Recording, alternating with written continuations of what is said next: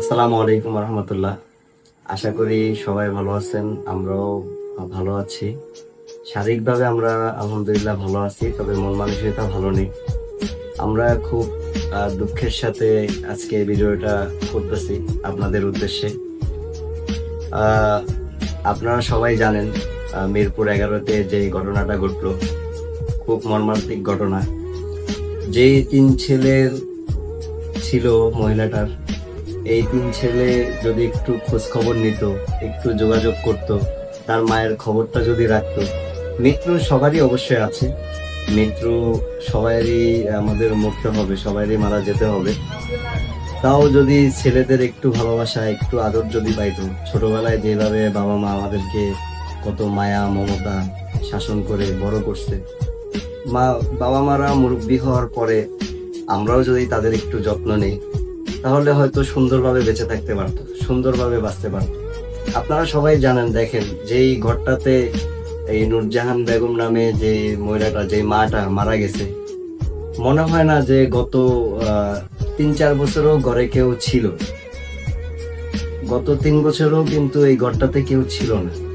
এত অপরিষ্কার, এত নোংরা জায়গা, এমনকি 4-5 দিন আগে মারা গেছে, কেউ খবরও রাখেনি।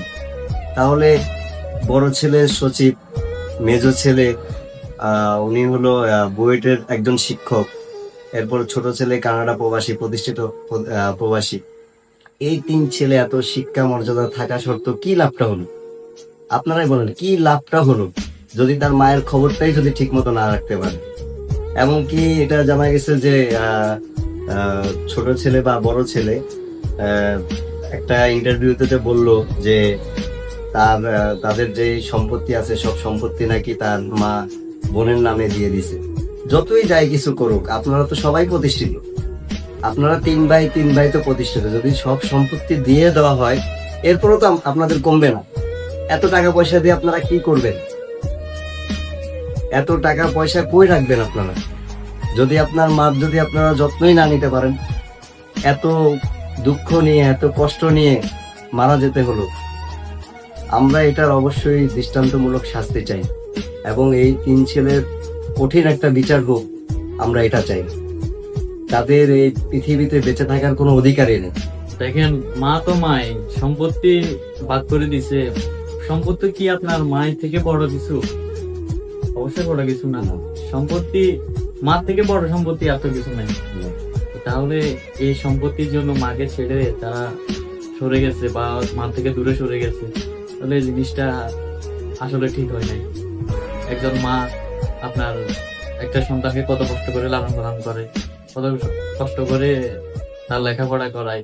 এরকম সচিব, তারপরে আপনার বুয়েটের শিক্ষক বা কানাডা প্রবাসী, এরকম কতটা স্ট্রাগল করার পরে, কত কষ্ট করার পরে একটা ছেলেকে এরকম প্রতিষ্ঠিত করে একটা মা। এই জন্য ভাই, এইসব সন্তান থাকার চেয়ে না থাকাটাই ভালো। আমরা যে যার জায়গা থেকে আমরা প্রতিবাদ গড়ে তুলি, বিশেষ করে সাংবাদিক ভাইয়েরা, আইনজীবী ভাইয়েরা, আপনারা অবশ্যই এই বিষয়গুলো দেখবেন, এগুলা নিয়ে প্রতিবাদ করবেন, এগুলা নিয়ে যতটুকু সম্ভব পারা যায় এদেরকে আইনের আওতায় যেভাবেই হোক আনতেই হবে। আর আমরা বাংলাদেশের মানুষরা যে যেখান থেকে এই ভিডিওটা দেখতেছি, অবশ্যই সবাই ভিডিওটা শেয়ার করবেন, এবং কি যে যার জায়গা থেকে প্রতিবাদ জানান। এটার অবশ্যই শাস্তি হওয়া দরকার। আপনারা যে যেখান থেকে পারেন, এখানে সোশ্যাল ভাবে পারেন, সামনাসামনি পারেন, যেভাবে পারেন এটার প্রতিবাদ জানান, এবং কি এই 3 কুলাঙ্গারকে শাস্তির আওতায় যেভাবে আনতে হয় ওইভাবে আনার ব্যবস্থা করেন। আমরা সাথে আছি আপনাদের, সবাই একসাথে মিলে এটার প্রতিবাদ করবো ইনশাল্লাহ। সবাই ভালো থাকবেন, সুস্থ থাকবেন। আসসালামু আলাইকুম রহমতুল্লাহ।